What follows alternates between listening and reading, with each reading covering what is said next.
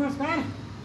हामीले हाम्रो नेपाल राष्ट्रिय निर्मातालाई सुरु गरेर पृथ्वी जयन्ती राष्ट्रिय एकता दिवस कार्यक्रम कसरी प्रभावकारी पार्ने भनेर विगत धेरै वर्षदेखि यथाशक्य निरन्तर काम गर्दै आएको छौँ।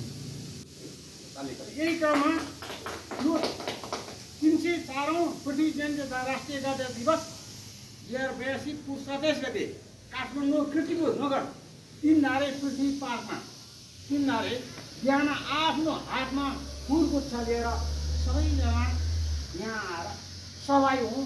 फुलगुच्छ म चढाएर आफ्नो राष्ट्रिय महत्त्वको लागि एकदम होइन प्रार्थना गरौँ।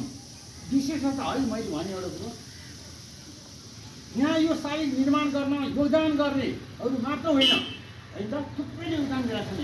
योगदान मात्र होइन, नेपाल बचाउनु पर्छ भनेर तपाईँ सबैजनाहरू र 68को सामाजिक सद्भाव राष्ट्रिय एकता अभियानको तर्फबाट श्री सम्मानित हुनेहरू तपाईँहरू, तपाईँको परिवार, छरछिमेक सबैजना उपस्थित हुन श्रीमान बडामनाथ ध्यास सूचना शाह स्मृति पार्क तथा शालिग व्यवस्थापन समितिको अध्यक्षको हैसियतले श्री सामाजिक सद्भाव राष्ट्रिय एकता अभियान नेपाल 68 नारी समाजको संयोजकको हैसियतले मैले सबैजना हाम्रो दाजुभाइ सबै भाइहरू छोराहरू सबै उहाँहरू आर्मीको सबै मान्छे मिलेर हामीहरू काम गरिरहेछौँ। सबै तपाईँहरूलाई अनुरोध गर्छु र कृपया यो पनि सेयर गरिदिनु होला होइन त, त्यही होइन है ल